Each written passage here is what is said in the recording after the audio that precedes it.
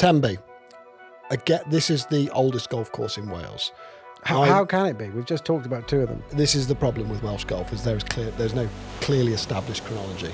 I know a few people have been down there and said it's remarkable value, and I think they've invested hugely in the clubhouse and the dormy.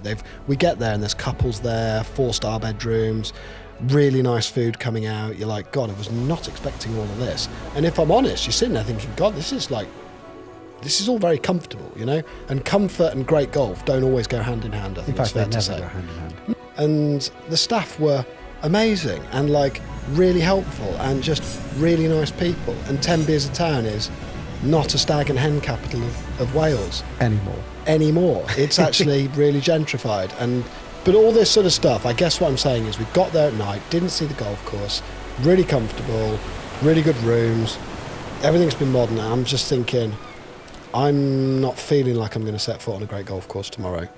I'm sort of feeling like all of this stuff going on, golf's going to be a bit of an afterthought here.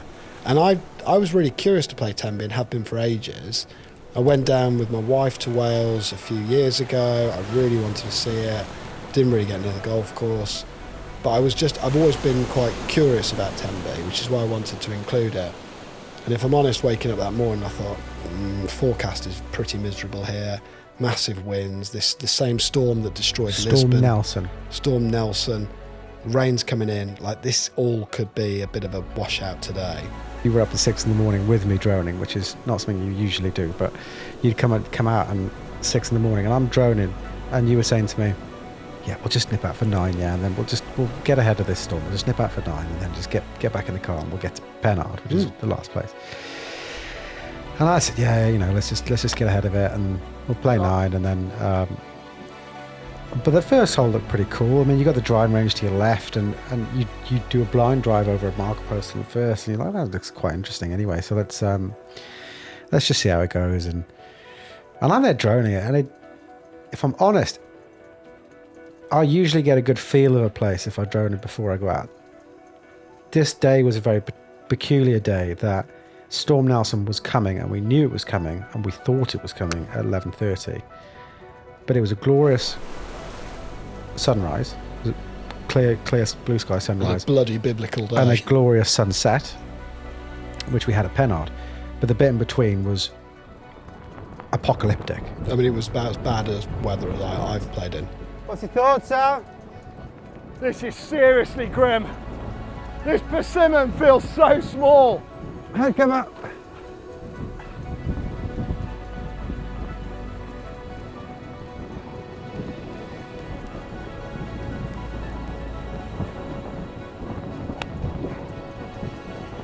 Piped? And I think, 18, slightly lower land, little bit of water, like, you know, and you play that first and it's just crashing dunes, like rollicking fairways, great green, and then you cross through into the next bit behind the fence. You're thinking, all right, that's quite a good opening gambit, that.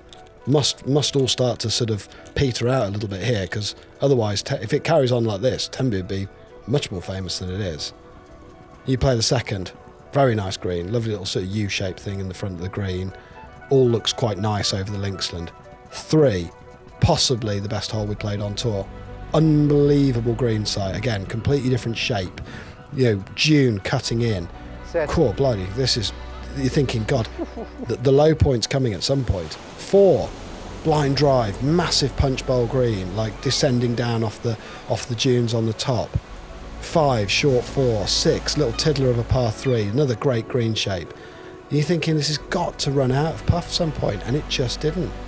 7, carried on, long par 4. It looks, okay, we found Looks it. like We a found the fairly ordinary flat hole. Yeah.